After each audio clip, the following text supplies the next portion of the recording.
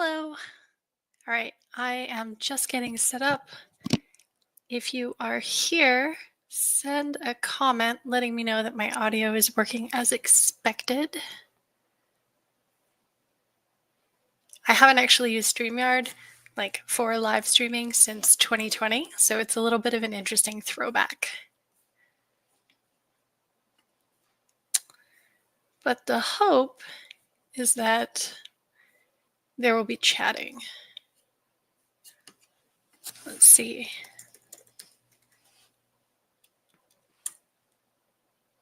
Perfect. Thank you so much. I thought this would be a little bit less chaotic than trying to do it in a video chat since there are a handful of people. And as an added bonus, there'll actually be a YouTube record so we can come back and look at all of this after the fact, which is great because while Secret Party is many things, well documented is not one of them. I guess it's sort of in the name, but improving documentation is a big part of our effort to make it more usable, which is important. All right, so I'm going to go ahead and start presenting. Let's do a share screen. And the version of setting up an event that I'm going to walk through is the semi-private event because that's where everything fun and complicated is. It's a lot simpler if you're doing a fully public event or a fully private event, but that semi-private in between is where everything gets real confusing, but also really exciting. So let's see. That's the one. Add to stage. Sweet. So this is just if you go to secretparty.io, click create event, and select semi-private, this is where you're going to end up.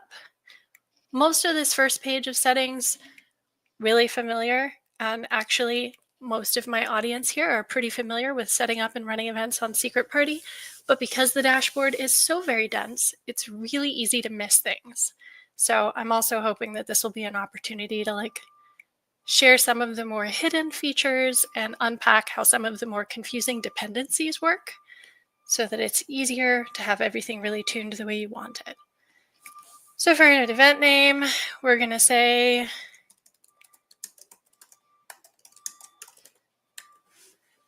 just anything title, example vaporwave event. The URL is really the important part to not mess with later because all of the redirect links go through that URL. But it's nice and readable. On Secret Party, page privacy and attendance privacy are two completely separate concepts. So this is one of the first places that a lot of people get confused. We're going to go ahead and leave the page privacy public, even though it is my intention to make ticket purchasing invitation only on this event.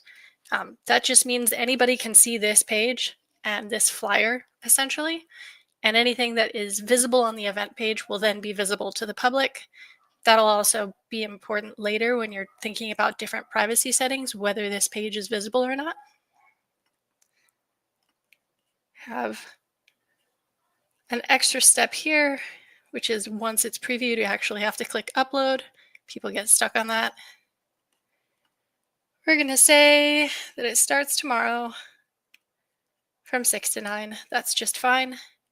Event start and event end aren't changeable without admin assistance after any tickets have sold. This is just a protection to make sure that people aren't using the site to run scams. It has a long history of people doing weird things on Eventbrite and platforms like that. So if you do ever need to change the time after tickets have sold, just send us a message and an administrator can change it for you.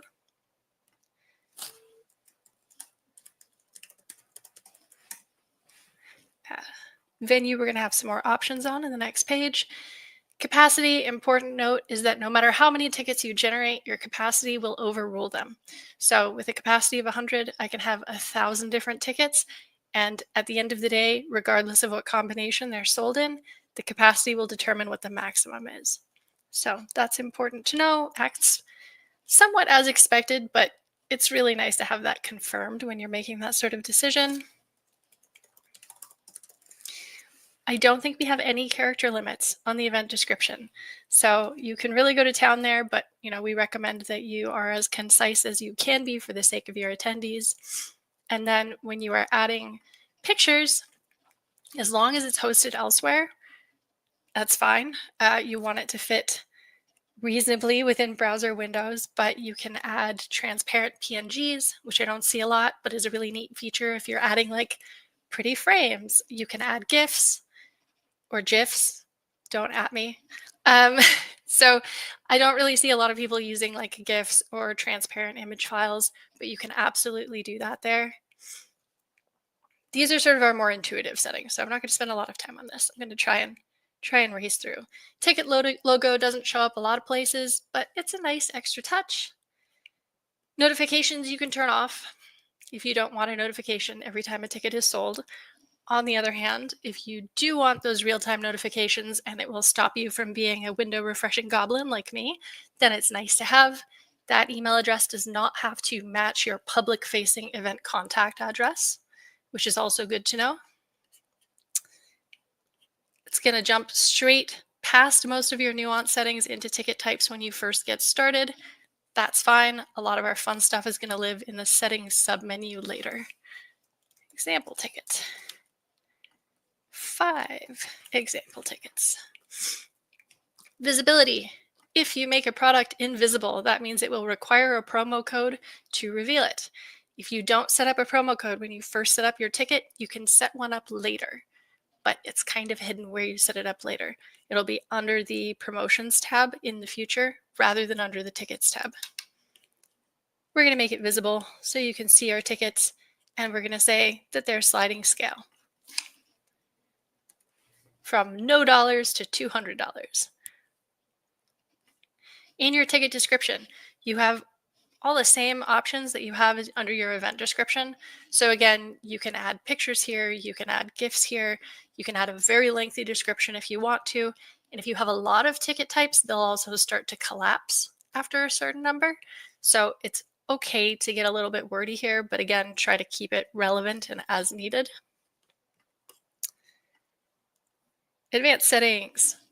By default, we don't require phone numbers, but you can choose to require a phone number, and you can do that differently depending on the ticket type.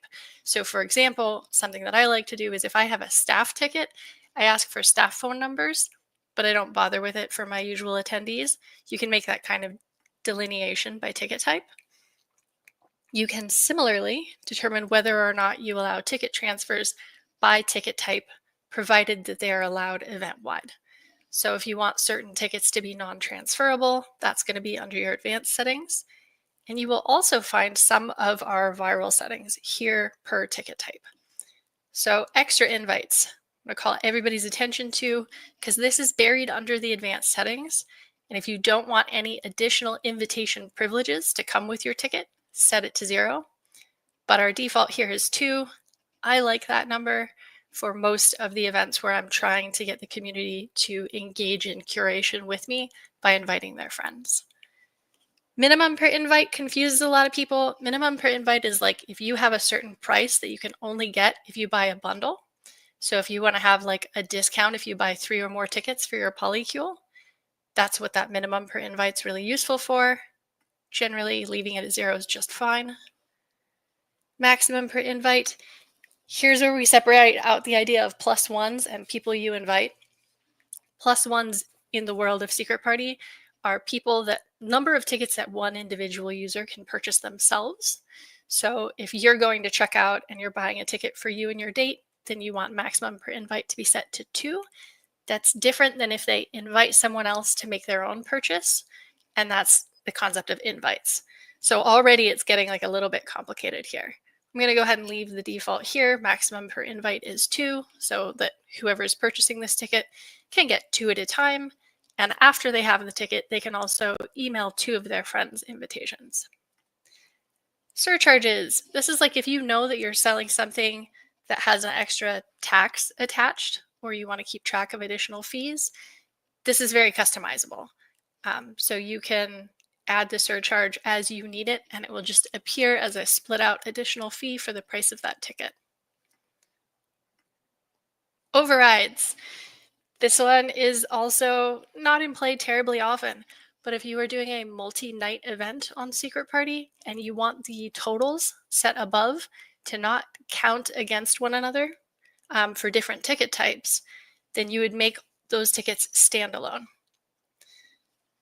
So if I have a Friday night ticket, a Saturday night ticket, and a Sunday night ticket all listed on my event page, and I want them to be able to get 2 of each, then I need to make those standalone tickets so that they don't cancel each other out when it's determining what the maximum purchasable tickets for the whole event are. So that's a useful one. It's mostly useful for multi-night events, but it's a good thing to be aware of as an option.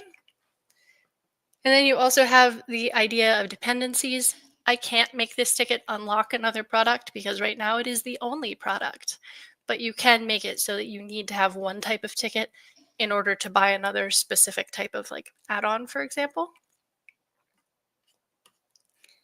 And then we're going to go ahead and look at add-ons really quick.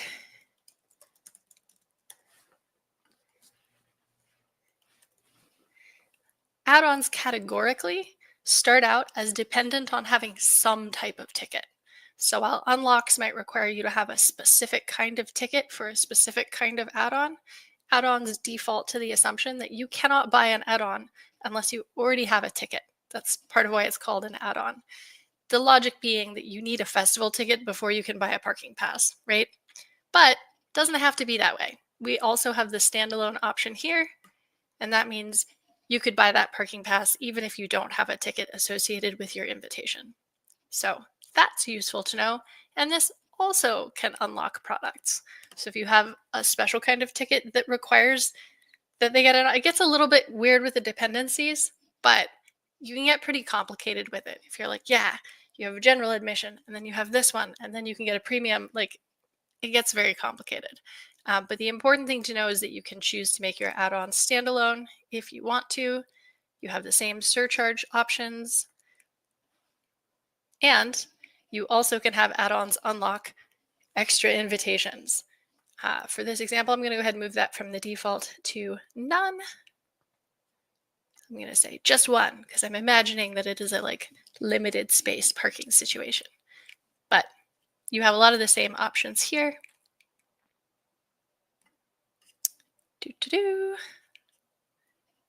This is fun, but because I can't hear people, it's a little bit surreal. All right. Promotions. Promo codes are great. I love them. Promo codes work a couple of different ways. You can use it to reveal an invisible ticket, but not apply any discount. You can use it to apply a discount to a visible or invisible ticket. And notably, you can use it to change the rules for that ticket. So here in your advanced settings, you have these options that'll be familiar, like extra invites. If you change whether or not a ticket is transferable here, or whether or not it gives you a certain number of extra invites here, even if nothing else changes, the promo code will change the rules for any tickets purchased with that code. So if you have something like a 50% discount on that sliding scale ticket, 2 people can use it. And they have to use it, I don't know,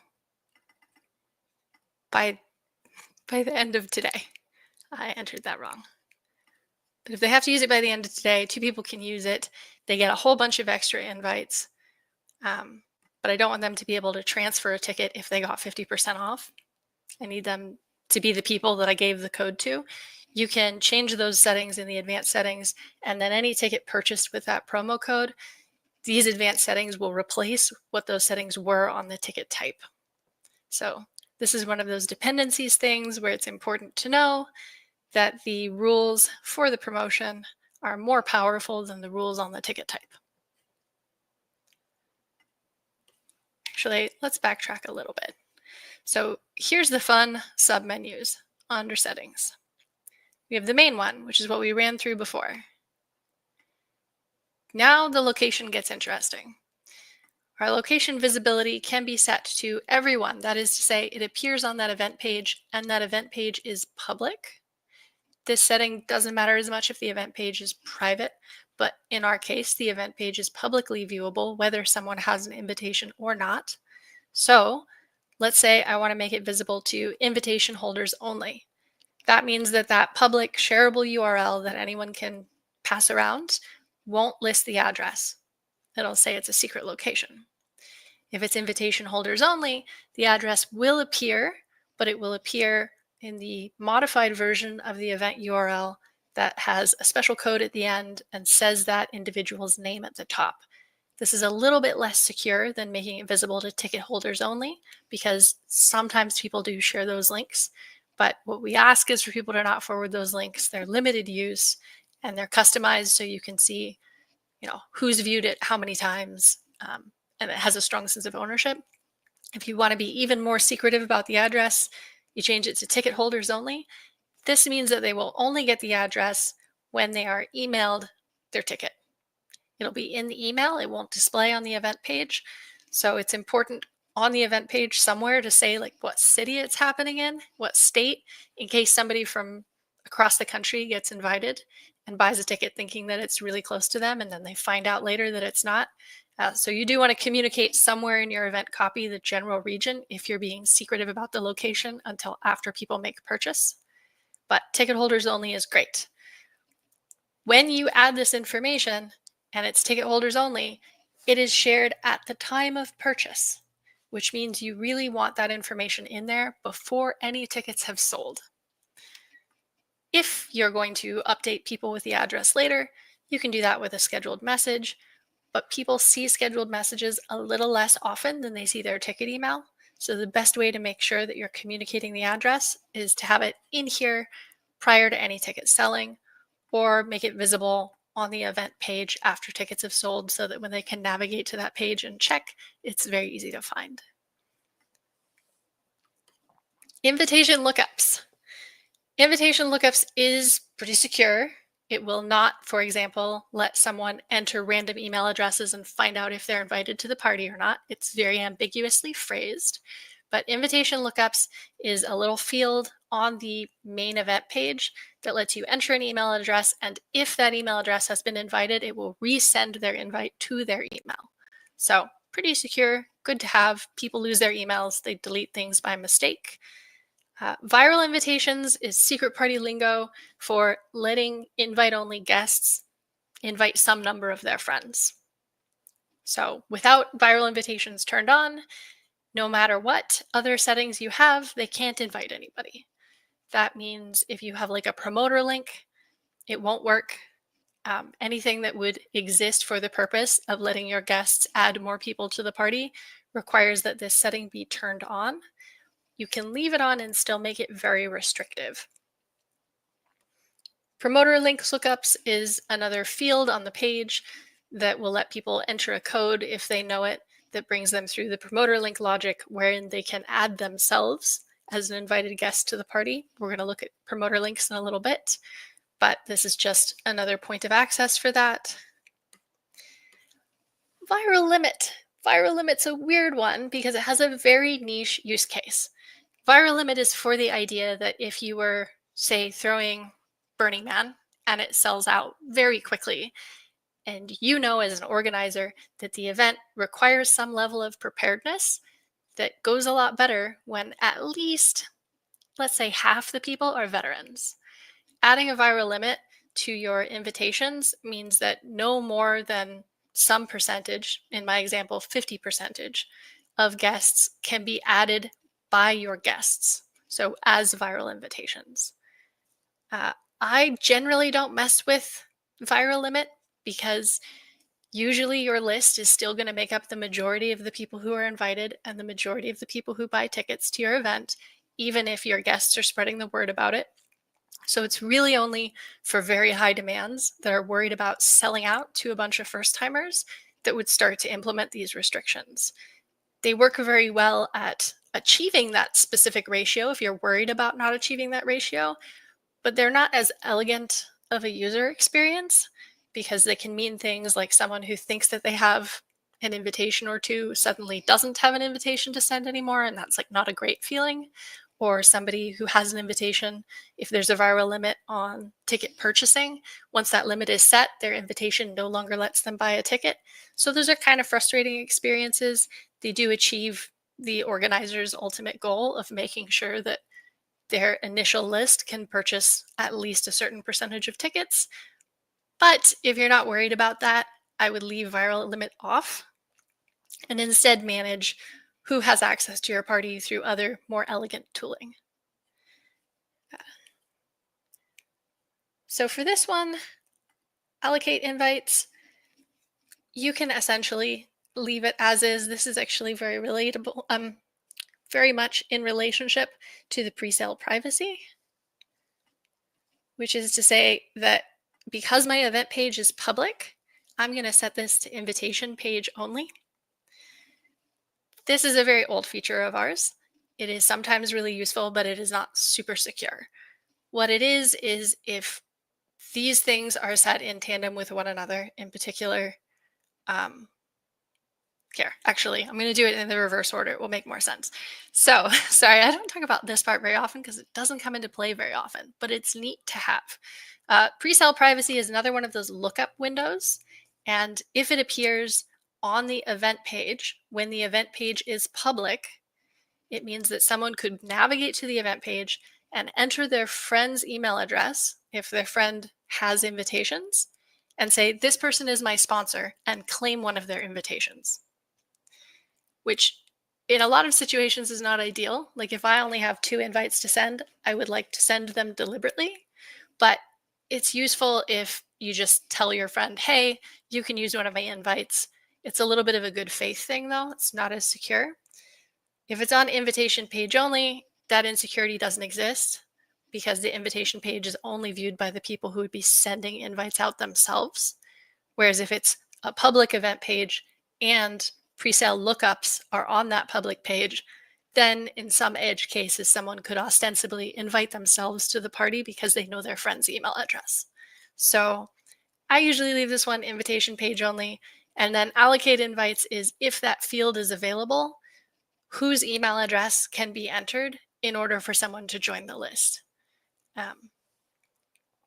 But yeah, I like to leave that one invitation page only anytime the event is invite only and the guest list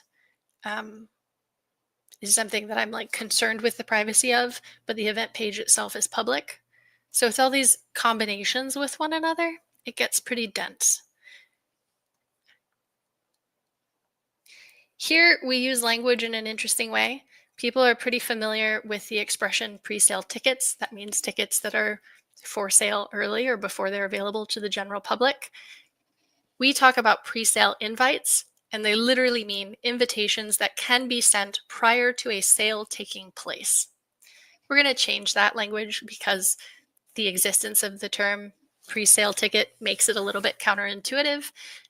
It's just a very dry description. We'll probably start calling them base invites in the future. But this is just, if I was invited to this party, whether or not I buy a ticket, how many people can I invite? The default for that is 2. I'm going to leave it for my example event, but you can go anywhere from none. Being invited does not mean that you can invite anyone else. You have to buy a ticket first, or 10, which after that point, we start to think this is basically a public event. You can also customize those values on an individual person's invitation, which is a really useful way to allocate more invitations to like influential members of your community who you really trust like the taste in people and you're excited for them to bring a lot of folks. You can customize that per individual person later. Invite levels is how many steps in the chain of connection can someone be and still invite their friends. So this is another really useful concept and another one of the really, I think, elegant ways that you can start to think about the composition of your crowd. If only your level 1 guests can invite their friends, that means that people are very likely to know people. They're much more closely connected to your original list socially.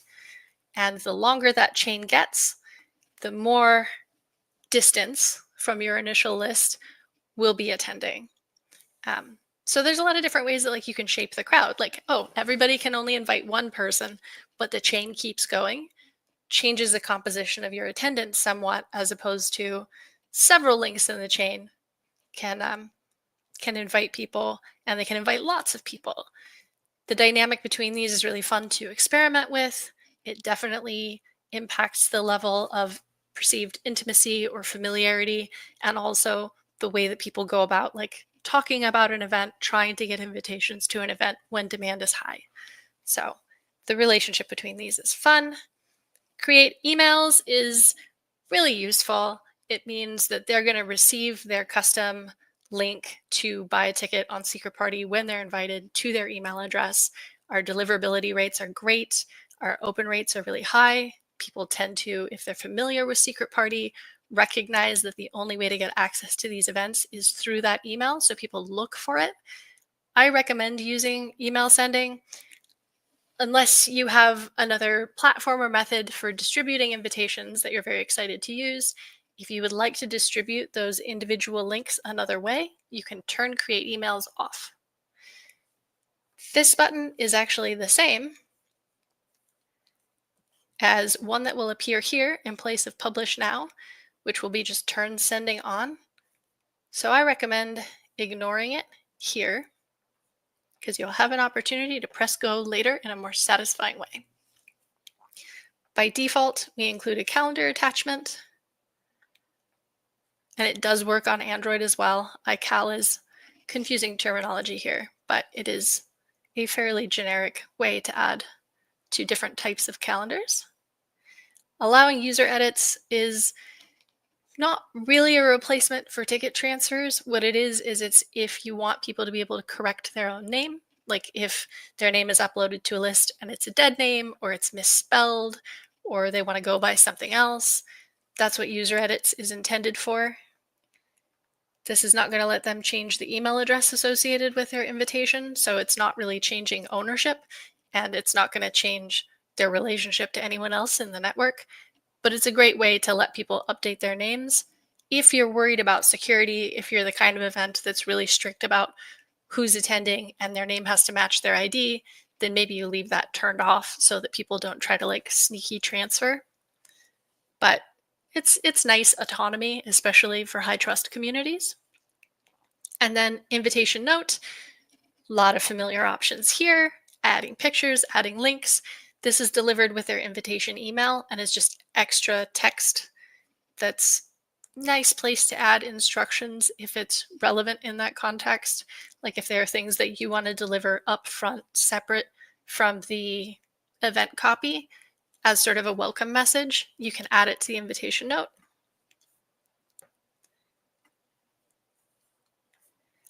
The logic of Secret Party was designed around tickets and transactions.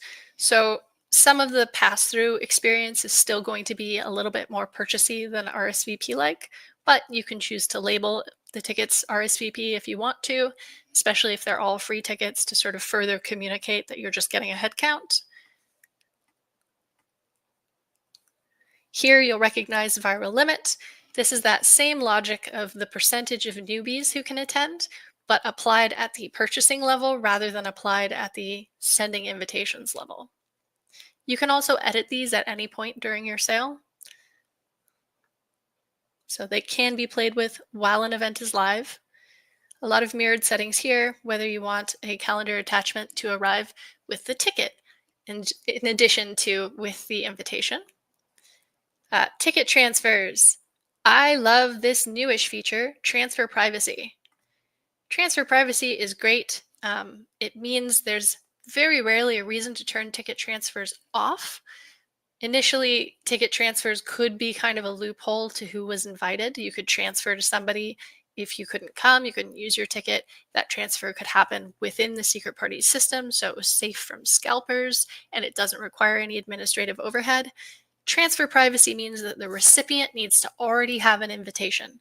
So your guest list is the same level of secure, but now you have the ability for people to transfer, which is great because plans change and it reduces any need or demand for refunds. You don't always want to allow transfers, but transfer privacy opens up the possibilities a great deal. Transfer cutoff time is if you need transfers and every step of them to be complete by a certain time, which is great if there are a lot of logistics involved in planning in advance and you really need to know who's who. You can add a cutoff time.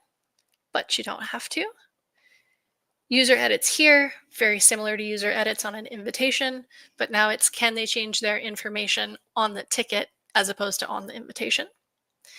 And ticket note, which is where I love to leave parking information, arrival details, and other kinds of things that are kind of granular but very helpful, and you really only need to know them after you have a ticket. So anything you want to know before you purchase, you put in the event description. But if there's like a ton of information in onboarding and some of it is really only useful to the people who are for sure attending, ticket note is a great place to put it because it's going to end up directly in their email and it's their ticket email. So it's an email they're going to see. Ticket tagline, like the logo, not super visible, but a nice touch. I frequently use the ticket tagline as another place to leave the address for the party because sometimes people really expect the location to be listed on the ticket. And so for those people, it's nice to just double down with the instructions of how to get there by including it on the ticket tagline. All of this stuff shows up in an email, so it is like a printing press. If you make updates to it, those updates will only apply to emails that haven't been sent yet. So it's another reason why it's really helpful to know everything like your location, your arrival details, the stuff you want to communicate before any tickets have sold. There are other ways to communicate with people, but for these methods, which are really effective, you set it up before the email gets sent. Sales. This one's binary. It's either invitation only or public. For this example event, invitation only. Box office, you don't usually need to mess with, but if you have 200 people trying to buy 15 tickets, you might want to shrink the box office somewhat. Generally speaking, this is just about managing web traffic and having the box office at 100 unless you have a really high demand sale of a really limited number of tickets is not something that you need to do too much fiddling with, but it is there for people who want to control more of that purchasing flow experience. Purchase time is that little countdown.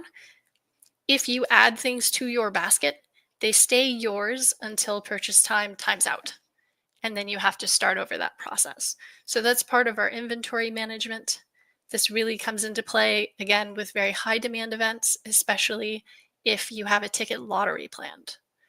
So if you know that a lot of people are all going to try and buy tickets to your show and that you don't have enough space for them, you can schedule a ticket lottery to make that purchasing experience more fair. What a ticket lottery will do is it will freeze ticket purchasing for twice the length of the purchase window. So if you have 10 minutes to complete a purchase and you schedule a lottery, then for the 20 minutes before that lottery, any tickets, even if they were already available for sale, will be frozen and people will get in line for 20 minutes. They can refresh the page, they can navigate away from it, and come back to it if they want to in that 20 minutes, and that'll put them in the queue and shuffle that queue when the lottery starts. So it's a randomizer, which is really nice for fairness. It'll tell people their position in line, and it'll just make it a little bit less chaotic when a lot of people want to buy tickets all at once. It's very useful for high demand events. If you have some tickets for sale and then you want to send out invitations and make those not for sale, you can actually edit the for sale time on the ticket type so that it matches the lottery start time. So that's another way to have early release tickets for some of your attendees and then have a lottery for your general attendees.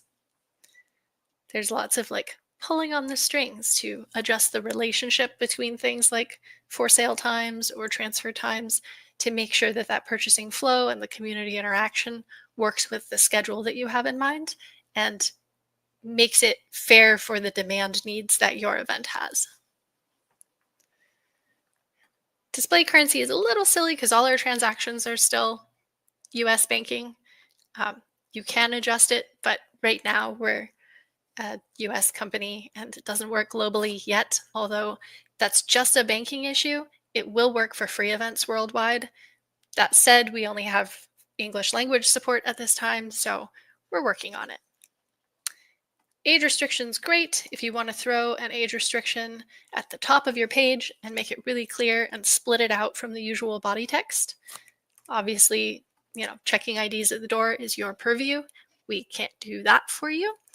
But if you want to announce the age restriction at the top of the page, this is where it goes. And then I deeply love purchase agreements. Purchase agreement was initially conceived of as a place to throw your event's waiver. It's something that they have to click yes, I agree to before they can complete a purchase. If it's really long, be aware that your checkout time will be counting down while they're reading their purchase agreement. So, have mercy. But if you're not using it for a waiver, it's a really nice place to list your number one and number two most important event rules, house rules, customs, because people really have to see it. It's a pop-up that they have to address before they check out. So it's a really good way to convey something brief and concise that's very important for your event. And I love it for all kinds of events. If I don't need a waiver, I'm going to use it to communicate something else, because one of my biggest pain points as an event organizer is making sure that my attendees are all onboarded and understand what to expect and are well acculturated. I think that makes parties go better. So use coasters. I don't know. That's a silly example, but there are a lot of places where you might want to include a line about consent or your photography policy or some venue expectation. Purchase agreement is just a great place to put it because it's very good at capturing people's attention. The team tab is only visible to whoever started the event. That's because it's also where you designate your event's treasurer. But importantly, the team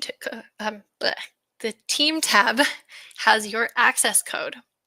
The access code is what you enter into the mobile app when you're scanning tickets at the door. The mobile app is currently free and in the App Store. The Android version works, but it's in beta, so you do have to contact us if you have door staff who have Android phones so that we can get them set up and make sure that that's working for them. But when it comes time to check people in at the door, any of the access codes next to any of the email addresses of your team members will work for scanning in guests at the door. It won't give them full access to this dashboard. It won't give them all of the details on your financials or your promotions, but it will give them a name list that they can search, email list, and let them scan the barcodes on tickets. So that's found here. Again, only the event owner has it. And that's where you designate your payout recipient, which if you need to set up your payout account, you do that in the upper right corner under your profile.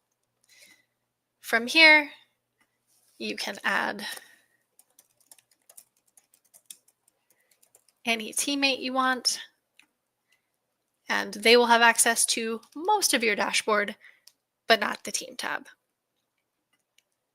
Your preview gives you some sense of how the event will look. That's useful. All right, coming back over here. We talked briefly about promoter links. A promoter link is something that lets anyone who uses it add themselves to an otherwise private guest list. If you have people on your invitations list already, you can also add a sponsor, and it will identify anyone who used that link as their guest.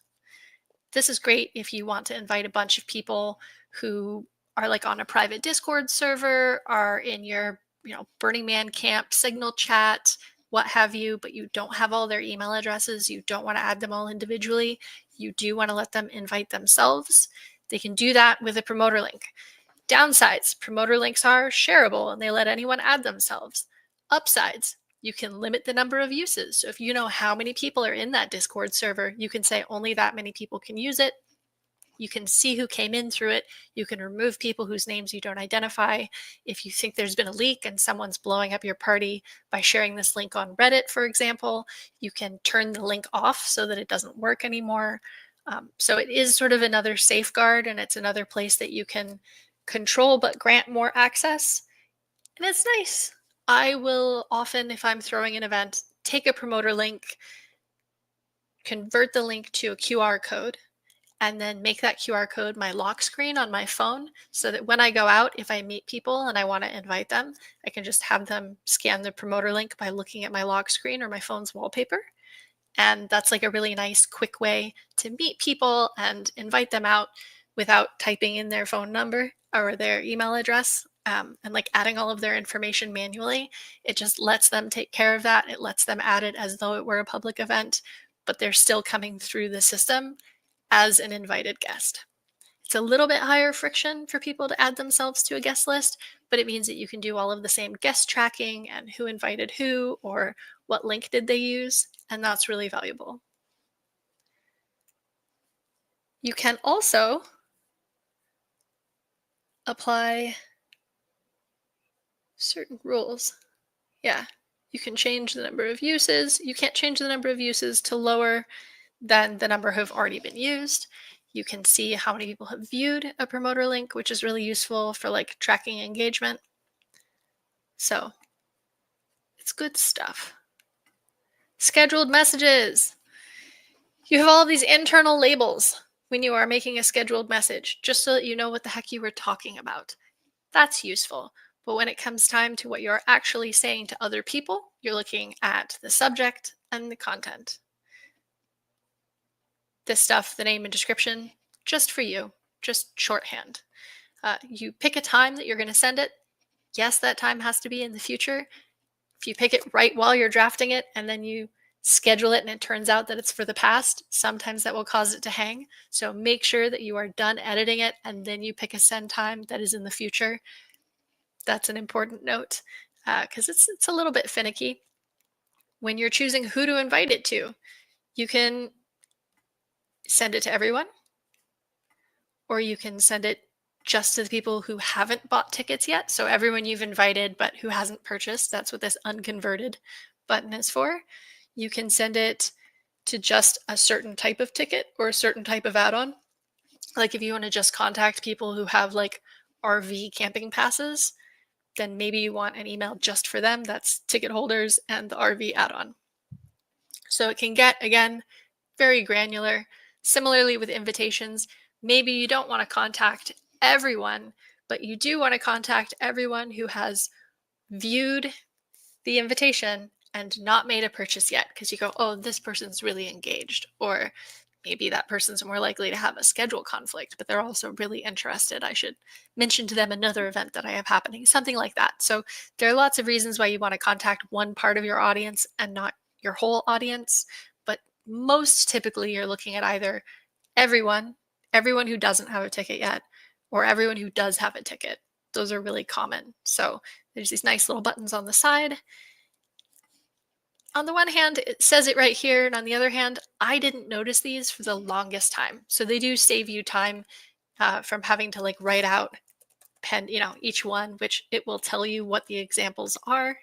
So you can write them by hand, but you can also shorthand it and then remove the ones that you don't want, or remove them all at once. The little trash can icon saves you some time. Scheduled messages do make it through a little bit less than invitations and tickets. That is just individual inbox prioritization. Our inboxes are really smart and they try to prioritize the things that people open the most consistently. And these messages occasionally do land in promotions. So they're a good way to reach people, but they're not as good as the ticket note or the invitation note, because people's inboxes tend to rank those very highly because they just get opened the most consistently. Whereas if I've like opened and looked at an invitation and gone, nah, I know I'm not going to go to that, and then I get a follow-on email about that event, I'm less likely to open it. I'm more likely to archive it because I've already mentally decided that I'm not going to attend that thing. So scheduled messages are super useful, but they're not always a replacement for communicating the most essential pieces of information. Like sometimes addresses get lost here. So I think that hiding the address until somebody gets a ticket and then giving it to them right away is definitely more of a sure shot, unless you have multiple avenues of communication with your guests and with your audience, at which case use a scheduled message, post it in your community Discord, post it in, whatever message groups. As long as they can reach you, that's not super urgent.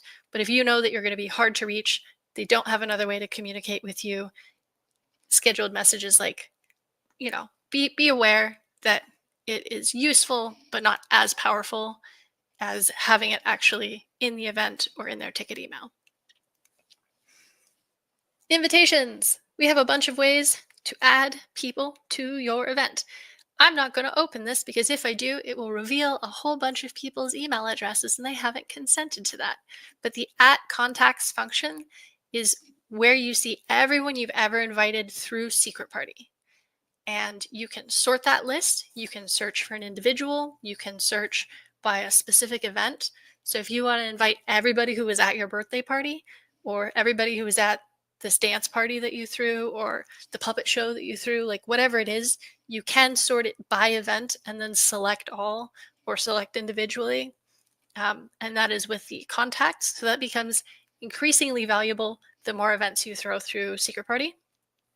It's a really nice way to split people up into groups too. If you have like different styles of events, you can just say, great, everyone who is on this list, add them. You can do it individually, one email at a time. That's the slowest, but that's great after you've already launched your initial list when you're just adding people here and there.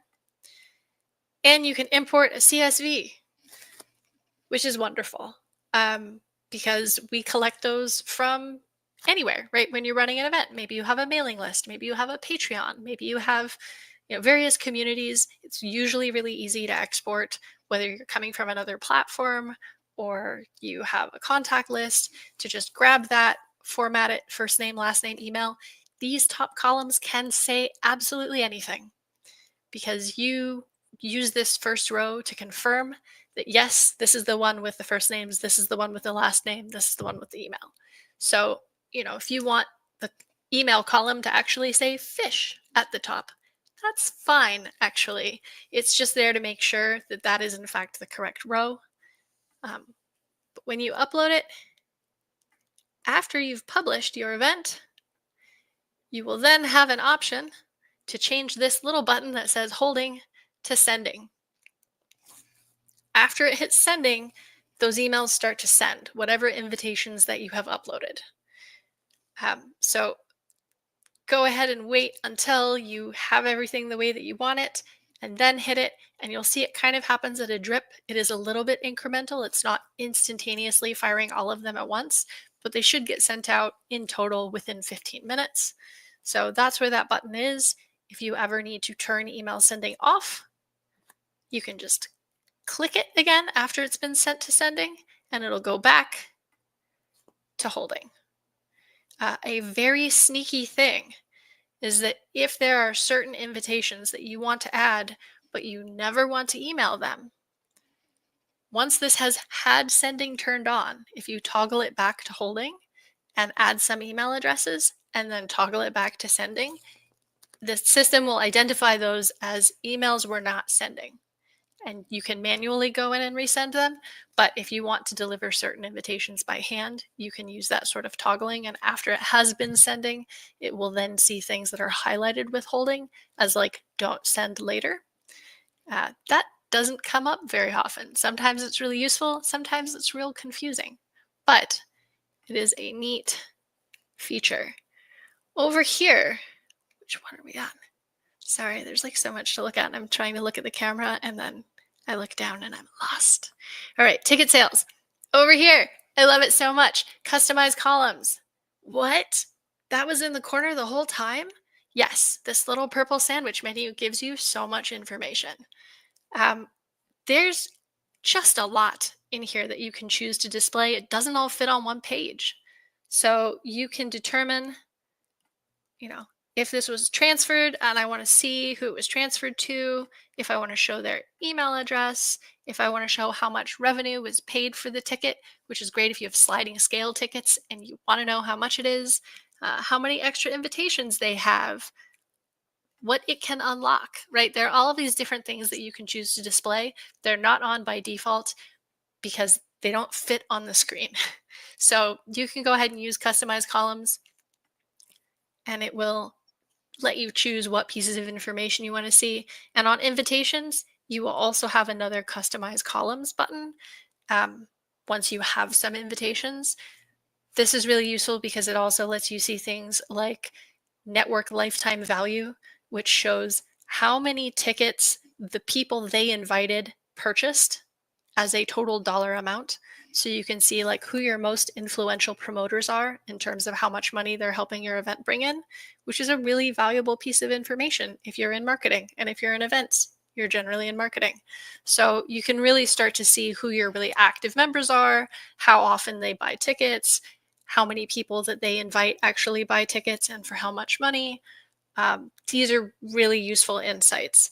And that's just going to be another little purple sandwich menu that says customize columns all the way on the end. Yeah. Okay. I just bleh for like 50 minutes. That was a lot. Now I'm going to jump in and take a look at questions. Is there a way to, okay. Thank you, Renee. This is great. Is there a way to send a copy of the purchase agreement to the ticket holder, or does that already happen? Right now, the purchase agreement is just there at checkout. So if you want to duplicate it so that they have a copy, you take that same field, copy paste it into the ticket note. That way they can reference it later. It arrives with their ticket, but they did have to check the little box. So is it a super elegant solution? Maybe not. We're not DocuSign, but it is a nice stopgap. You can absolutely include that as a ticket note and as a purchase agreement, and then they're going to have it mirrored in both places, and often that's really useful to do. For the mobile app, does each individual team member have the power to enter their access code into the phones of volunteers who will be working the gate? Sorry, I'm parsing that. Oh, I need more coffee, but it's almost 8 p.m., so I don't need more coffee. Okay, you can distribute a code and anyone with the app can enter, right? It'll be a little field and it'll just say enter a code, and anyone working the event can distribute the same team again and again to all door people. They don't need to be unique. So if you're running an event, if I'm running an event, generally, I pull my code and then I communicate it to anyone who's using the app to help me run door. It is duplicatable. That said, individual team members can't get the code, only the event owner can get the code because that team tab is only viewable to the event owner. So if I'm signed in as Vespertine Circus, I can't see this page, which means I can't get that number. Only Bunny at Secret Party can pull these numbers. Really, we only need one? I think there's a future functionality imagined where it will keep track of who scanned who in, and that's the idea behind having multiples. But right now, the Door app is pretty simple, so you can go ahead and use any one of these numbers as many times as you need to for the number of Door staff that you have. And is there a way to view all Secret Party contacts on one place outside of event creation flow? You can see them in your event after your event has ended, and you can export them to a CSV. So if you have run an event, it's in your past, you can go into your contacts page. You can definitely do it by ticket, but you can do it by invitation as well. This is a good question. I feel like you can do it by event. And so if you're like, hey, I want all of my contact information from everyone who was invited to this event, or just everyone who purchased a ticket at this event, which is a very different number, you can export those into a CSV, and you can choose what information to include. So those can also be incredibly information-rich documents, or they can be really minimal, like I just want names and email addresses. But if you want to know like who got what type of ticket or what guest level they were, or any of that, you can export that information. And in the future version of Secret Party that we are building that has community continuity and management tools, there's going to be a lot more list management capability. So I'm very excited about where this is going. Right now, it's sort of per event, but you can export it or revisit it at any point in time. Can I explain how this works for a volunteer or what the access code means? To create a team access code only. Where's the leave blank to create a team access code only? Oh, the dashboard is so crazy. It has so much in it. I'm like speed running it. It's still a whole hour, and I'm sure that there's more. I think the way that I would explain it, if I'm just talking to somebody who's going to be doing door at my event, is if you have an iPhone, look up Secret Party in the App Store, and there will be an app you can download that's free. And once you have it on your phone, it's going to ask you for an access code. The event organizer will give you an access code, and when you punch that in, you're ready to go. From that point onward, you can use your camera. You do need to turn camera permissions on, but you can use your camera to scan people's tickets, and you can enter in a name or an email address to look up a ticket if they don't have their barcode handy. Under Add Teammate. This is great. Thank you. Enter the email address. Leave blank. Sweet. There you go. Another access code. Now I have 3 of them. Right now, it doesn't matter which one you use. These are all fairly interchangeable. All that matters is that whoever is using the door app needs one of these numbers. They can all use the same one. They could all use different ones. But an access code is something that will let them, when they have the door app and they punch it in, have the guest list. They won't have the rest of the dashboard. They'll just have access to making the door scanner work for your particular event. And after your event, it won't work anymore. If you add a teammate, then whoever's email address is here will be able to access your whole dashboard. They need a Secret Party account to do that. And the only parts that they won't be able to access are the team tab. And after sales are live, there'll also be a payouts tab. And the payouts tab is also only visible to the event owner. Even if someone else is a treasurer and they're receiving the money, that's all managed by the person who started the event page.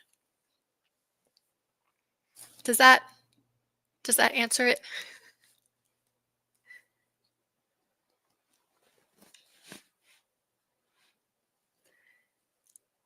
I feel like some of the things that like hide the most or were the least intuitive for me initially, that I'm really glad that I understand how they work even if I don't use them, is viral limit, and that mostly you don't have to bother with it. That the location when it is ticket issued is a printing press, that some of these things really, they get issued with the email address, so they have to be set up front. That if you use a promotion, you can do things like make a static price ticket into a sliding scale ticket. You can have the promotion apply to multiple tickets, which is pretty cool. That continue without saving. That your overrides include the ability to create standalone tickets if you want a multi-date event. And I really, really do love, where are we? The extra information that you can get on your invitations or your ticket sales with this customized columns menu. That's like so much more detail in your invitation reporting and your sales reporting, but it's really easy to not even see that it's there. So those are some of my favorite, more sneaky things. I think I mentioned that the promotions settings will override that ticket settings. So if you want a certain discount to have different rules and to behave in a different way, like you can apply a discount and it gives you 90% off your ticket, but it's just for you, Charles. You can't then transfer it to your friend, because the whole point of making that discount was to give you the discount. You can turn off the ability to transfer at the promotion level. That's nice to do. Sweet. Hopefully this was useful. It was a lot of me talking, but there's a lot in there, and it's a really powerful utility, and it's really neat to start thinking about the ways that like different tickets unlock different abilities, or different guest levels can invite people in or not, or how transfer privacy works. All of these things let you really granularly control how access works for your event, and how curation works, which changes the relationship of the participants to one another. It changes the relationship of the guests with the event organization and the event itself. And then you can start orchestrating the vibe the way that you would like make a playlist, just by thinking about social dynamics as another one of the like harp strings that you're playing as you compose the whole thing. And I think that that is really lovely and you can get really creative with it, but it's important to understand kind of which things control which, just like that capacity will always override how many tickets there are. Um, but have fun, do good things. Secret Party is a wonderful engine for getting a lot of engagement and a really particular curated group together to gather to do all kinds of fun stuff. I think it's really rewarding, and I'm always really excited to help people do cool things with it. So I think that's it for the very first web spiel on Secret Party. I have overpowered some of my anxiety about just talking to cameras. And if you have follow-up comments or questions or ideas, send them my way. This is all the legacy dashboard. This is the Secret Party that has existed for a while, but we are working on a full rebuild that's going to reimagine a whole bunch of these features, in particular, creating continuity and community management, and a lot more like CRM capability and list management tools, which, as you can imagine, are really valuable when you're running a community, because the initial version of Secret Party imagined events as ephemeral, temporary, and fleeting. But it turns out that communities are enduring and stay connected and are very lasting and build over the course of many years. So community management is definitely a North Star for us in the next version of Secret Party. I wish I knew when. I wish I had a launch date, but it turns out that making this many features and intricate dependencies and then making it with good privacy and really secure is slow and complicated. So we're working on it. We're very excited about it. We have almost all of the designs. The UI is going to be a lot prettier and mobile first. So it will be a lot more smartphone friendly. I don't have a date, but what we're planning on doing is actually rolling out the rebuild incrementally. There will be a minimum viable product version of it that will be way better equipped for dealing with like yes, no RSVP situation than the current version, which is transaction based rather than RSVP based. So that's going to come out hopefully in the not too distant future.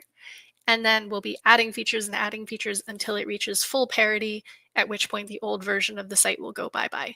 So for a while, you'll be able to choose either one, depending on whether you need the full suite of features or the shinier experience. And then they will merge, and it will be beautiful. But yeah, I'll make noise about that, in particular on our social media, Instagram, Discord, all those spaces as soon as there are announcements, and I cannot wait for that day. Thank you so much for your time and your attention. This was fun, and yeah, be in touch.